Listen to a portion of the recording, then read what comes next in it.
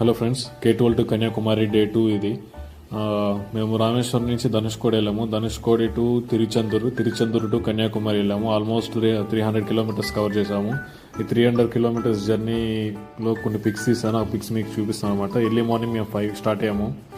5 ఇది last road of India. Actually Dhanushkodi last road of India. So like last road of India ఎందుకంటే అవతల almost ఒక 25 kilometres boat journey చేస్తే మనకి శ్రీలంక వచ్చేస్తుంది అనమాట. సో అందుకే లాస్ట్ రోడ్ ఆఫ్ ఇండియా అంటారు దీన్ని.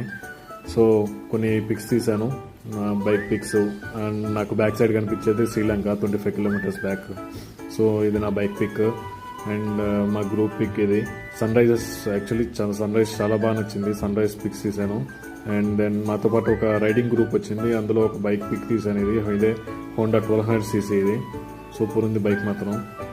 అండ్ దెన్ కొన్ని ఇక్కడే ఒక 1 అవర్ వెయిట్ చేసి కొన్ని పిక్స్ తీసుకుని దెన్ మేము డైరెక్ట్ తిరుచందూరు సుబ్రహ్మణ్య స్వామి టెంపుల్కి వెళ్ళాము. తిరుచందూరు సుబ్రహ్మణ్య స్వామి టెంపుల్ అయితే చాలా ఫేమస్, చాలా బాగుంది టెంపుల్ అయితే. యాక్చువల్లీ 2004లో మనకి సునామీ వచ్చింది కదా, సునామీ వచ్చినా కానీ మనకి ఆ టెంపుల్ తట్టుకోగలిగిందంట, అంత famous actually. And then Tiruchendur Subrahmanya Swamy దర్శనం అయిన తర్వాత కన్యాకుమారి ఇచ్చాము. కన్యాకుమారి ఫేమస్ చర్చ్ ఇది. అండ్ దెన్ ఇది వివేకానంద ప్యాలెస్, వివేకానంద స్టాచ్యూ ఇది కన్యాకుమారిలో.